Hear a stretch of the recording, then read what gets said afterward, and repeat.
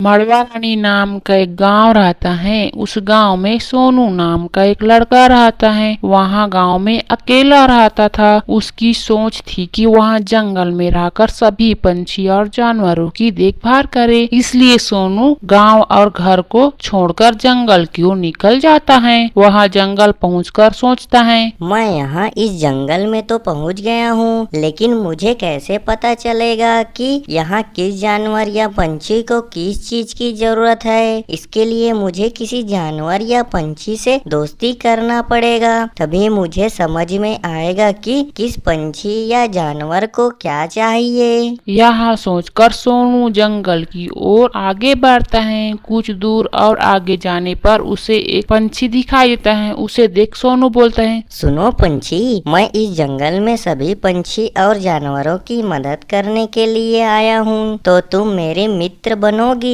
जिससे हम मिलकर सभी जानवरों और पंछियों की मदद कर सकें। पहले तुम मुझे पंछी बोलनी बंद करो। मेरी नाम टुनटुनी है। सभी मुझे प्यार से टूनी बुलाते हैं, तो तुम भी मुझे टूनी ही बुलाओ। वैसे तुम हमारे इस जंगल में जानवरों और पंछियों की क्या ही मदद कर सकते हो? तुम तो खुद यहाँ खाली हाथ आए हो। मैं यहाँ तुम्हारे जंगल में तुम सभी की जरूरत को पहले पता करने आया हूँ, फिर अपने गाँव जाकर तुम्हारी सभी जरूरत की सामाने और भोजन लेकर आऊँगा।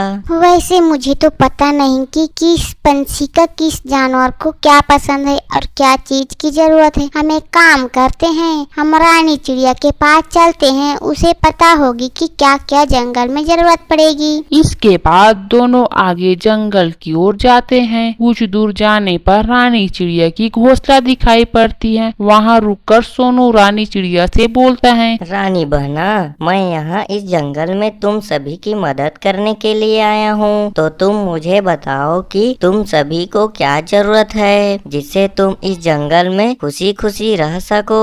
हमारी जंगल में तो फल फूल सब चीज है, लेकिन हमें पानी पीने के लिए जंगल की दूसरी छोर की ओर जानी पड़ती है, इसलिए हम परेशान हैं। हम सभी पंछियों को पानी की जरूरत है और जानवरों को क्या चाहिए वो हम नहीं बता सकते। हम जानवरों के बारे में ज्यादा कुछ नहीं जानते। अगर उनके बारे में जाननी है तो हमें जानवरों से मिलनी पड़ेगी। तुम ठीक बोल रही हो। तुम सभी पंछियों के लिए मैं इस जंगल में हैंडपंप लगवा दूंगा और साथ में मटके भी रखवा दूंगा, जिससे तुम सभी को पानी की कमी न हो पाए। चलो हम अब जानवरों के पास चलते हैं, उनसे पूछेंगे कि उनको क्या पसंद है और क्या चाहिए इस जंगल में। इसके बाद तीनों मिलकर जंगल की ओर आगे बढ़ते रहते हैं, तो पास में ही उन्हें जेबरा दिखाई देता है। उनके पास सभी जाते हैं। फिर सोनू बोलता है, सुनो तो, मैं यहाँ तुम सभी जानवरों की मदद करने के लिए आया हूँ, तो तुम मुझे अपनी परेशानी और जरूरत को बता सकते हो, जिससे मैं तुम्हारा मदद कर सकूँ। हम सब तो इस जंगल में बहुत खुश हैं, लेकिन हमारे इस जंगल में विमल शेर है। वो हम सभी को बहुत ही ज्यादा परेशान करता है। उसकी वजह से हमारे बहुत से साथी मारे गए हैं, तो तुम इस विमल शेर को हमारे जंगल से दूर कहीं और ले जाओ, जिससे हम सभी मिलकर खुशी खुशी रहें। यहाँ सब जानकर सोनू वापस अपने गांव आता है। फिर वापस जंगल जाकर सबसे पहले जंगल में पंछियों के लिए हैंडपंप लगाता है, साथ में सभी के लिए मटके रख देता है। इसके बाद गाड़ी पकड़कर विमल शेर के पास जाता है। फिर विमल शेर को जाल में पकड़कर दूसरी जंगल की ओर ले जाता है और विमल शेर को दूसरी जंगल की ओर ले जाकर आजाद कर देता है। फिर वापस घर आकर घर में खुशी खुशी सोने लगता है। इधर जंगल में सभी पंछी और जानवर सोनू से बहुत खुश हैं और सभी मिलकर खुशी खुशी जंगल में रहने लगते हैं।